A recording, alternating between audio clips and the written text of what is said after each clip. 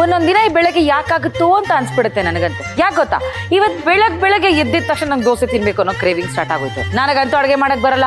ನಮ್ಮ ಯಜಮಾನ್ರಿಗಾದ್ರು ಪ್ಲೀಸ್ ಮಾಡ್ಕೊಡಿ ಅಂತಾದ್ರೆ ಅಯ್ಯೋ ಡಿಸ್ಟರ್ಬ್ ಮಾಡಬೇಡ ಹೋಗಮ್ಮ ಅಂತ ಗೊರ್ಕೆಯಿಂದ ನಿದ್ದೆ ಮಾಡ್ತಾ ಇದ್ದಾರೆ. ನನಗೆ ಬೇರೆ ಶೂಟಿಂಗಿಗೆ ಲೇಟ್ ಆಗಿ ಹೋಗ್ಬಿಟ್ಟಿದ್ದು, ಹೊಟ್ಟೆ ಬೇರೆ ತಾಳ ಆಗ್ತಾ ಇತ್ತು. ಏನ್ ಮಾಡ್ತೀರಾ?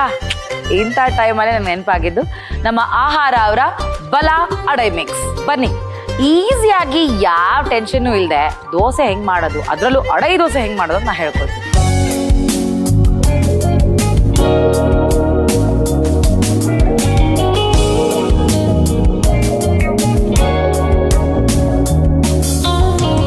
ಸೊ ಟೆನ್ಷನ್ ಇಲ್ಲಪ್ಪ, ಯಾಕೆ ಹೇಳಿ, ಹೆಂಗ್ ಮಾಡೋದು ಅಂತ ಇವರೇ ಹೇಳ್ಕೊಟ್ಬಿಟ್ಟಿದ್ದಾರೆ.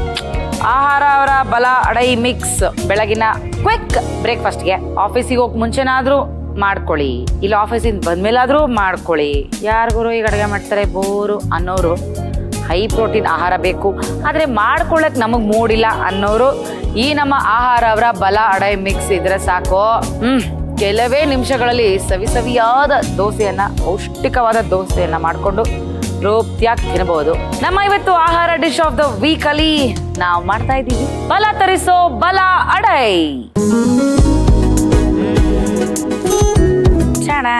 ಸೊ ನೀವು ನೋಡ್ತಿದ್ದೀರಲ್ವಾ ಹೇಗೆ ಮಾಡ್ಕೊಳ್ಳೋದು ಅಂತ ಕೂಡ ಇಲ್ಲಿ ಅವರೇ ಬರ್ದು ಕಳ್ಸಿದ್ದಾರೆ. ಸೊ ಇವಾಗ ನಾವು 100 ಗ್ರಾಮ್ ಮಿಕ್ಸ್ಗೆ 135 ml ಹಾಟ್ ವಾಟರ್, ಹಾಗಾಗಿ ಬಿಸಿನೀರು ಕಾಯಿಸ್ಕೊಳ್ಳೋಣ ಬನ್ನಿ.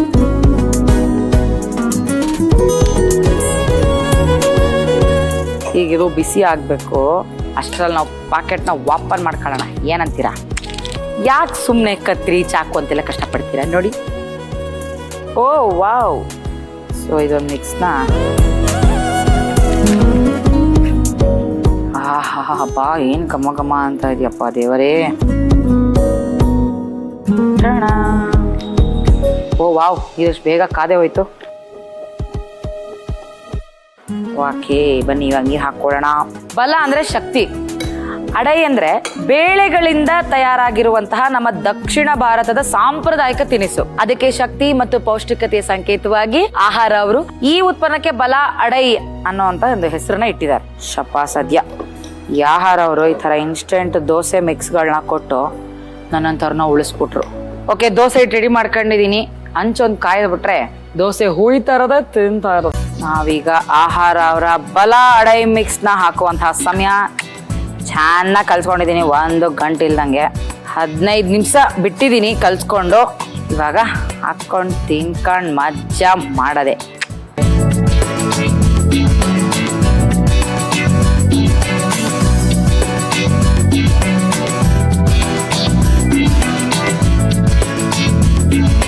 ಘಮ ಅಂತ ದೋಸೆ ಅಂತೂ ಯಪ್ಪ.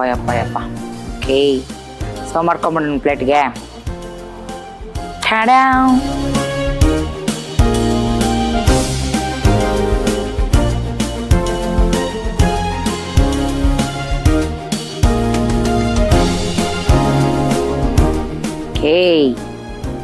One more dosa getting ready. ನಿಮ್ಮ ಬೆಳಗ್ಗೆ ಬಲವಾಗಿ ಶುರುವಾಗಬೇಕಾ?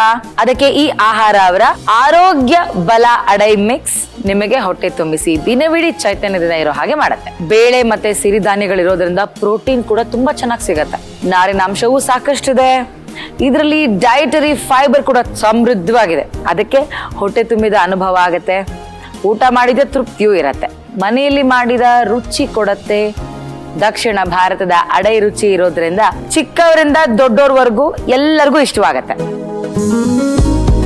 ನೋಡಿದ್ರಲ್ಲ ಎಷ್ಟು ಸುಲಭ ಇದೆ ಮಾಡೋದು ಅಂತ. ಬಿಸಿ ಮಾರ್ನಿಂಗ್ಗೆ ಕೆಲವೇ ನಿಮಿಷದಲ್ಲಿ ಬಿಸಿ ಅಡೈ ರೆಡಿ.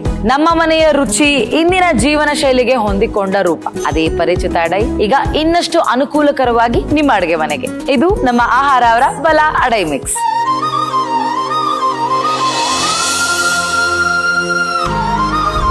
ಇದು ಆಹಾರ ಅವರ ಬಲ ಅಡೈ ಮಿಕ್ಸ್. ಸಾಂಪ್ರದಾಯಿಕ ಸಸ್ಯಜನ್ಯ ಪದಾರ್ಥಗಳು ಮತ್ತು ಜನಪ್ರಿಯ ಭಾರತೀಯ ತಿಂಡಿಗಳ ಪರಂಪರೆಯಿಂದ ಪ್ರೇರಿತರಾಗಿ ಒಂದು ಮುದ ನೀಡುವಂತಹ ತಿನಿಸು. ಸಾಂಪ್ರದಾಯಿಕ ಔಷಧಿ ಸಸ್ಯಜನ್ಯ ಸ್ಫೂರ್ತಿಗಳಿಂದ ಸುಲಭವಾಗಿ ತಯಾರಿಸಬಹುದು. ಸೊ ಈಗ ಟೇಸ್ಟ್ ಮಾಡೋಣ ಬನ್ನಿ.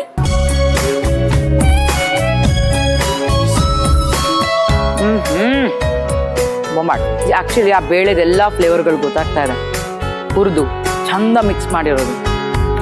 ಆಹಾರ ಅವ್ರು ಆಕ್ಚುಲಿ ಹಳೆ ಸಂಪ್ರದಾಯನ ಫಾಲೋ ಮಾಡೋದ್ರಿಂದಾನೇ ಅವ್ರ ಟೇಸ್ಟ್ ಕೂಡ ತುಂಬಾ ಯುನೀಕ್ ಆಗಿದೆ. Super yeah. ನೋಡಿ, ನಮ್ಮ ಆಹಾರ ಅವರ ಬಲ ಅಡೈ ಮಿಕ್ಸ್ ತಿನ್ನೋದಕ್ಕೂ ತುಂಬಾ ರುಚಿಯಾಗಿದೆ, ಹಾಗೆ ಮಾಡೋದಕ್ಕೂ ತುಂಬಾ ಸುಲಭವಾಗಿದೆ. ಸೊ ಎಲ್ಲ ರೀತಿಯ ಇಂಗ್ರೀಡಿಯೆಂಟ್ಸ್, ಪ್ರೋಟೀನ್, ಫೈಬರ್ ಎಲ್ಲವೂ ಇದರಲ್ಲಿದೆ. ಸೊ ಇವತ್ತಿನ ನಮ್ಮ ಹೊಡಿ ಶಾವ್ಗ್ಯಾಗ್ ಮಜ್ಗಿ ನಮ್ಮ ಆಹಾರ ಅವರ ಬಲ ಅಡೈ ಮಿಕ್ಸ್ಗೆ ಹೇಳ್ಬಿಡೋಣ, ಹೊಡಿ ಶಾವ್ಗ್ಯಾಗ್ ಮಜ್ಗಿ. ಆಹಾರ ಬಲ ಅಡೈ ಮಿಕ್ಸ್ ದೋಸೆ ಮಾಡುವ ವಿಧಾನ. ಆಹಾರ ಬಲ ಅಡೈ ಮಿಕ್ಸ್ ದೋಸೆ ಮಾಡಲು ಸುಲಭ ಮತ್ತು ರುಚಿಕರವಾದ ಖಾದ್ಯ. ಈಗ ನಾವು ಮಾಡ್ತಿರೋ ಬಲ ಅಡೈ ಮಿಕ್ಸ್ ಬಾಕ್ಸ್ ನಲ್ಲಿ 100 ಗ್ರಾಂನ 2 ಪ್ಯಾಕೆಟ್ಗಳಿರ್ತವೆ. ಈಗ ಈ ಬಲ ಅಡೈ ದೋಸೆ ಮಾಡಲು ಮೊದಲಿಗೆ ಒಂದು ಪಾತ್ರೆಗೆ ಸ್ವಲ್ಪ ನೀರು ಹಾಕಿ ಕಾಯಲು ಬಿಡಿ. ನಂತರ ಒಂದು ಬೌಲ್ಗೆ 2 ಪ್ಯಾಕೆಟ್ ಬಲ ಅಡೈ ಮಿಕ್ಸ್ ಹಾಗೂ ಸ್ವಲ್ಪ ನೀರು ಸೇರಿಸಿ ಚೆನ್ನಾಗಿ ಕಲಸಿ 15 ನಿಮಿಷ ನೆನೆಯಲು ಬಿಡಿ.